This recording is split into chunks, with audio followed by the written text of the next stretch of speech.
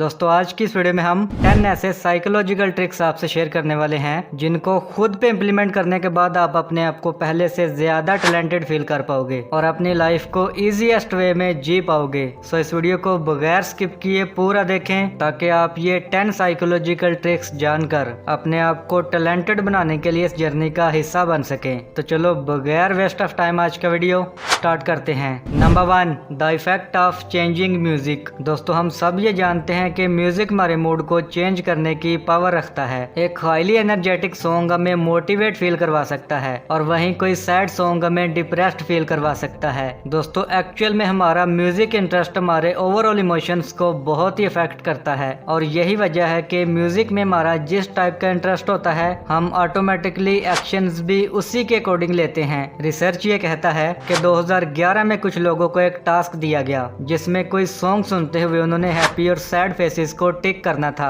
तो रिजल्ट ये मिला कि सैड सॉन्ग सुनते हुए ज्यादातर लोग सैड फेसेस को टिक कर रहे थे और वहीं हैप्पी सॉन्ग सुनते हुए ज्यादातर लोग हैप्पी फेसेस को टिक कर रहे थे। सो दोस्तों इससे ये पता चला कि हम हमारे कानों से जो कुछ भी सुनते हैं हमारा ब्रेन हमारी आंखों से सिमिलर चीजें देखने लगता है। और आपने ये भी नोट किया होगा कि एक एनर्जेटिक म्यूजिक वर्कआउट करते वक्त हमें बहुत ही हेल्प करता है और एक सॉफ्ट और मोटिवेशनल म्यूजिक हमें किसी भी काम में फोकस करने में हेल्प करता है। Number 2, always be intelligent not artificial. दोस्तों 1999 में दो सोशल साइकोलॉजिस्ट ने ये डिस्कवर किया कि इंटेलिजेंट लोग हमेशा खुद को एक ब्लू एवरेज की तरह ट्रीट करते हैं। वो कभी भी खुद को दूसरों से ज्यादा स्मार्ट नहीं समझते। वहीं दूसरी तरफ एवरेज आईक्यू वाले लोग इसके बिल्कुल ऑपोजिट होते हैं। वो हमेशा ये फील करते हैं कि वो बाकियों से ज्यादा बेटर हैं। सो अगर आप भी कभी किसी ऐसे पर्सन से मिलो जो हर बात में खुद को स्मार्ट और सुपीरियर शो करवाए तो समझ जाना ये पर्सन अपना आर्टिफिशियल आईक्यू लेवल शो करवा रहा है और ये एक्चुअल में इंटेलिजेंट बिल्कुल नहीं है, क्योंकि एक इंटेलिजेंट पर्सन कभी भी अपने नॉलेज से सेटिस्फाइड नहीं होता।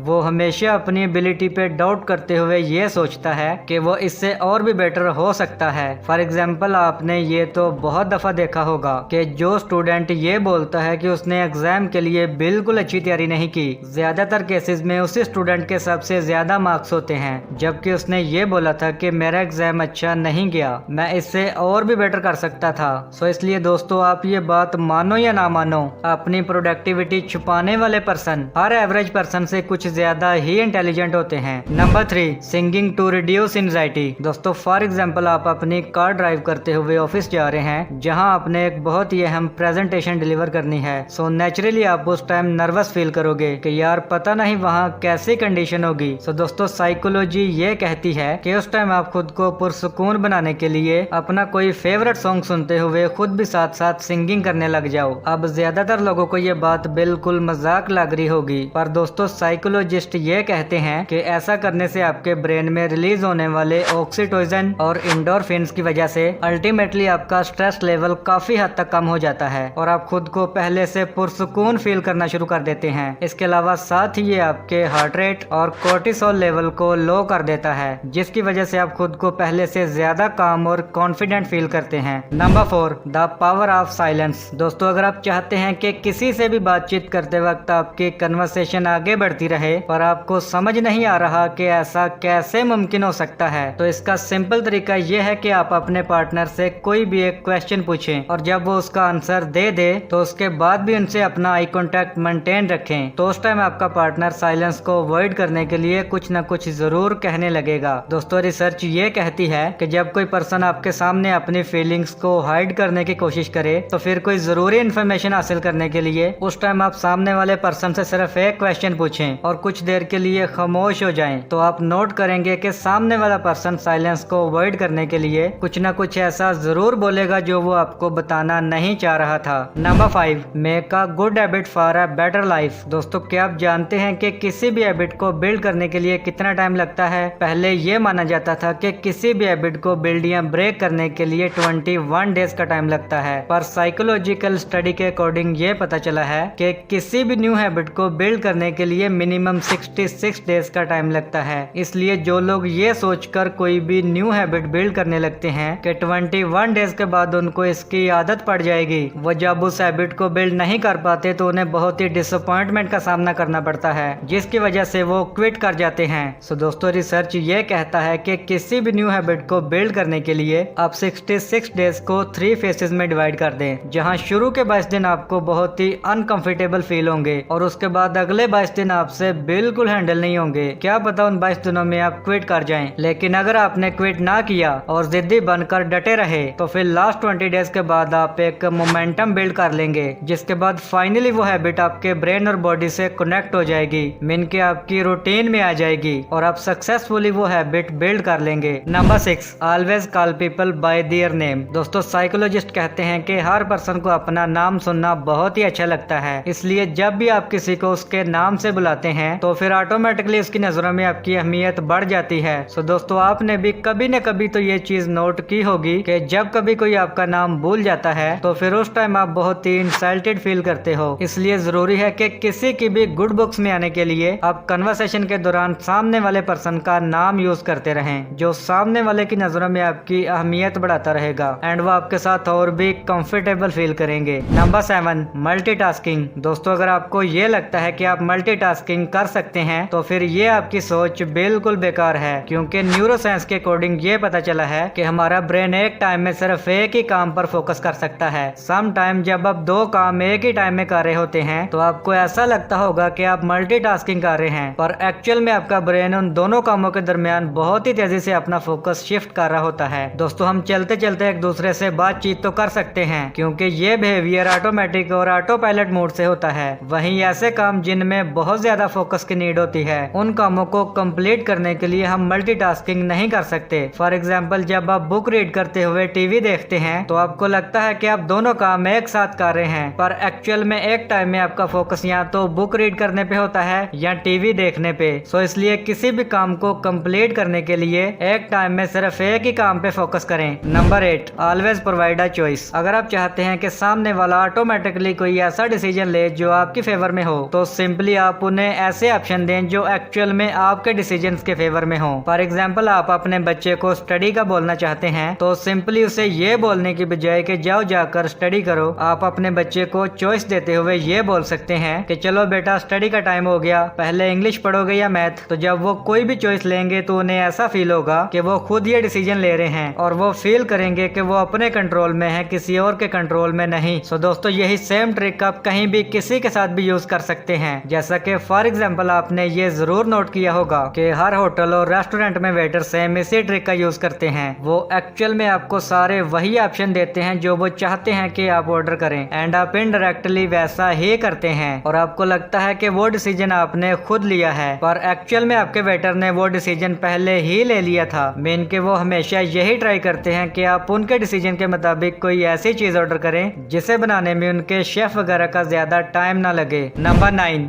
Benefits of sunlight. दोस्तों ये तो आपने जरूर नोट किया होगा कि जब आप पूरा दिन अपने घर या ऑफिस में बिताने के बाद कहीं बाहर निकलते हैं तो एकदम से आपका मूड पहले से बहुत ही बेटर हो जाता है, क्योंकि मेडिकल फील्ड में सनलाइट के बेनिफिट आपकी बोन्स के लिए तो बेटर है ही, साथ ही काफी रिसर्च में ये देखा गया है कि सनलाइट हमारे मूड डिसऑर्डर्स यानी डिप्रेशन वगैरह को भी कम कर देता है, क्योंकि सनलाइट से मिलने वाला विटामिन डी हमारे ब्रेन में प्लेजरेबल हार्मोन्स को रिलीज करता है। और दोस्तों ये भी देखा गया है कि जिन कंट्रीज में सनलाइट की रीच कम होती है वहाँ के लोगों में डिप्रेशन के ज्यादा सिम्टम्स देखे जाते हैं। सो इसलिए आपने मॉर्निंग में 10 मिनट्स के लिए डेली डायरेक्ट सनलाइट लेनी है, जो लिटरली आपकी लाइफ को काफी हद तक चेंज कर देगी। Number 10, the effect of mirror body language. दोस्तों अगर आप किसी से बात करते वक्त उसकी बॉडी लैंग्वेज और उसके बिहेवियर को कॉपी करने लग जाओ, मीन के वो जैसे बात करते हैं, जैसे मूव करते हैं, अगर आप उनके कुछ एक्सप्रेशंस को मिरर करने लग जाओ तो वो बहुत ही जल्द आप पे ट्रस्ट करते हुए आपको पसंद करने लग जाएंगे, क्योंकि ऐसा करने से वो आपके साथ पहले से ज्यादा कंपेटेबल फील करेंगे। साइकोलॉजिस्ट इसे कैमलियन इफेक्ट कहते हैं। फॉर एग्जाम्पल अगर आप किसी से बात करते वक्त ये नोट करो कि सामने वाला ज्यादातर कौन से वर्ड यूज करता है और आप भी उनसे कन्वर्सेशन के दौरान सेम वही वर्ड यूज करने लग जाओ, तो ऐसा करने से वो खुद को आपसे आइडेंटिफाई करते हुए आपकी कंपनी को एंजॉय करने लगेंगे और उनको ये फील होगा कि आप भी सेम उन्हीं की तरह हैं, जिसकी वजह वजह से वो खुल के आपसे बातचीत करते हुए अपनी सारी पर्सनल बातें भी आपसे शेयर करने लगेंगे। जी तो दोस्तों, ये थी आज की 10 psychological tricks. I hope so ये छोटी सी वीडियो आपकी लाइफ में बड़ी तब्दीलियां लाएगी। तो चलो आज की वीडियो में इतना ही। अब अगर ये वीडियो अच्छी लगी तो इस वीडियो को लाइक करके जाना और इस चैनल को सब्सक्राइब करके बेल आइकन को प्रेस कर लें ताकि इस तरह की दमदार वीडियोस का नोटिफिकेशन आपको मिलता रहे। बाकी मिलते हैं फिर किसी नए मोटिवेशन के साथ, तब तक के लिए अल्लाह हाफिज।